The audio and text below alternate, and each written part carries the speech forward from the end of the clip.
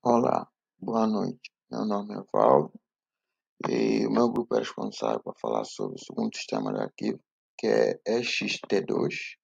Os integrantes do meu grupo são Carlos, Placel e Magno. Sistemas de arquivo, sabemos que é onde as informações são organizadas e armazenadas num disco, tipo disco rígido, flash drive ou qualquer outro tipo de disco de armazenamento. Mas eles fazem só funções básicas, são para leitura e escrita. O File System foi criado em 1992 por MK, especificamente por Linux Kernel. Você conseguia usar 255 caracteres, suportava dispositivo de bloco de 2 GB. Passando um ano, em 1993, por Remy, Stefan e Theodore, eles lançaram o segundo sistema de arquivo, que é EXT2, com maior capacidade de armazenamento, e agora eles suportam 4 terabytes. Adicionaram também os carimbos de data e suporta vários tamanhos de blocos de armazenamento. Olá, eu sou o Eduardo e eu vou falar um pouco sobre a estrutura do ext2. Na estrutura do ext2, os primeiros 1024 bytes do disco, o bloco de inicialização, eles são reservados para os setores de inicialização da partição e não são utilizados pelo sistema de arquivo para armazenar os arquivos. O resto da partição é dividido em grupos de blocos. Esses grupos de blocos, eles são divididos em pequenos blocos, análogos aos os grupos de cilindros do sistema de arquivo Unix. Aqui a gente pode ver uma imagem dessa abstração dos grupos de cilindros, onde cada bloquinho branco desse significa um pequeno bloco, e esses espaço contíguo de preto seriam os grupos de blocos. Esse agrupamento ele é feito para minimizar o número de buscas do disco ao ler grande quantidade de dados contíguos, pois se os dados estiverem muito segmentados, estiverem fisicamente separados em partes muito distantes, fisicamente também o disco vai demorar para percorrer esse espaço e a leitura vai se tornar um pouco lenta. Então, por isso, os dados tem esse agrupamento. Aqui a gente tem uma ilustração de como seria a organização desses blocos. Na parte de cima, esse seria como a ideia inicial, a ideia da abstração em mais alto nível, onde essa primeira parte do bot clock seria o bloco de inicialização, que eu falei do início, que é reservado para inicialização da partição, e o resto do espaço seriam para os grupos de blocos. Aí aqui embaixo é como se eu estivesse dando um zoom em cada grupo de bloco. O que é que tem em cada grupo de bloco? E em cada grupo de bloco a gente pode ver que há vários blocos pequenos. E em cada grupo de bloco desse, ele contém uma cópia do superbloco da tabela de descritor do grupo de blocos, e todos os grupos de blocos contêm um bitmap do bloco, um bitmap de inode, uma tabela de inode e, finalmente, os, os blocos de dados reais, onde os dados dos arquivos ficam alocados. Essa é a parte que eles ficam alocados. Desses blocos, é válido destacar o superbloco e a tabela de inode. O superbloco ele contém informações importantes que são cruciais para a inicialização do sistema operacional. Assim, as cópias de backup são feitas em vários grupos de blocos do sistema de arquivo. Já a tabela de inode, é, todo arquivo é descrito por um inode. Inode vem de index node ou node i.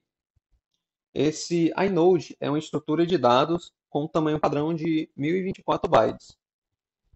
A tabela do inode ele contém tudo que o sistema operacional precisa saber sobre um arquivo, incluindo o tipo do arquivo, permissões, o proprietário daquele arquivo e, o mais importante, onde seus blocos de dados estão localizados no disco. Aqui a gente pode ver uma ideia de como é essa estrutura do inode. Na primeira parte da figura, a gente vê, tem uma imagem de tabela, que é justamente a tabela do inode. Nessa tabela há algumas informações, há uma parte de informações, aqui é onde a gente pode ver em info, não sei se está dando para ver o cursor do mouse, mas tem a primeira parte de info, e as outras partes são ponteiros que direcionam à localização dos arquivos e de outras referências que o inode guarda.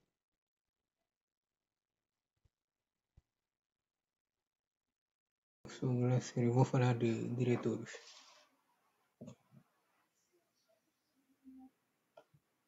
Diretório de XT.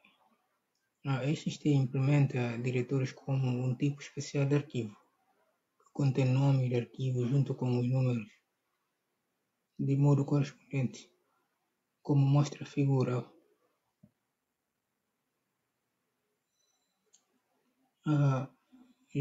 A forma de gerenciamento dos diretórios. Os diretórios são gerenciados como listas ligadas com entradas de tamanhos variados.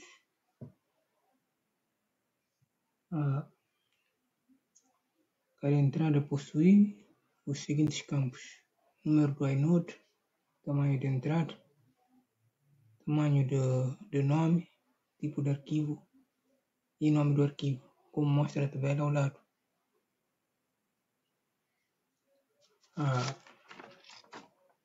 Inodes.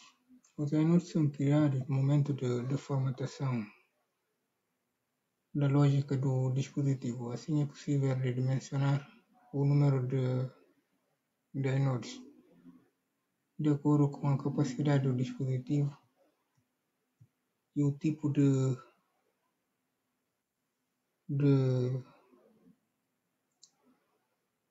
tamanho de arquivo que serão neles armazenados.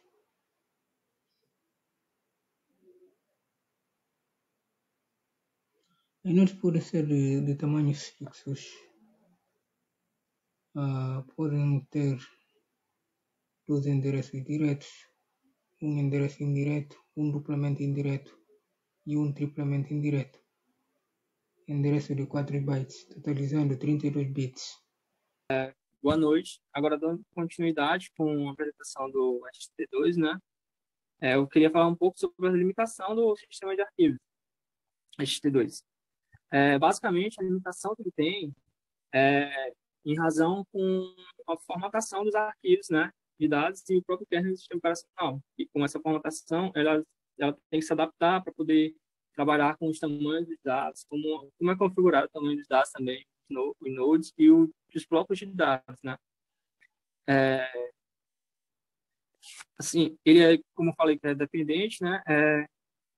Algumas configurações do Linux, eles têm uma dependência tipo de tamanho de arquivos, né? Então, eles só podem trabalhar com arquivos menores que 2 GB.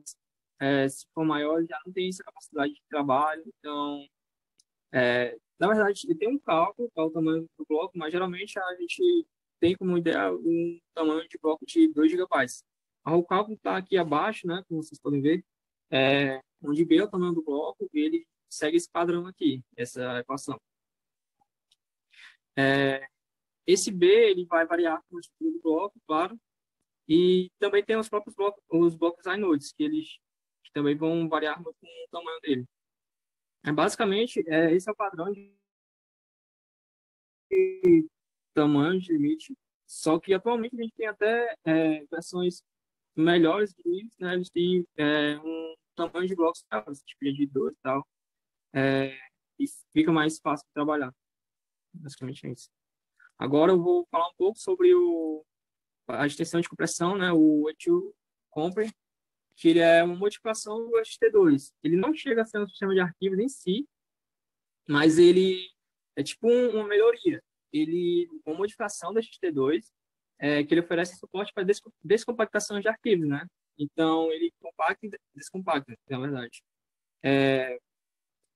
Ele, basicamente, ele trabalha com dados, arquivos regulares, né? Ele não trabalha com arquivos dados administrativos, como iNodes ou Superblocks. Mas mesmo assim, ele auxilia muito, né, com essa questão de compactação e facilita muito as rotinas de leitura, de gravação, já que os arquivos já têm um formato mais comprimido e com menos espaço. Mas basicamente é isso mesmo. Agora, agradecer, né, vocês que deram um tempo, né, para ver essa gravação e depois, se tiver dúvidas, informarem a gente. Então, é isso. Boa noite. Obrigado.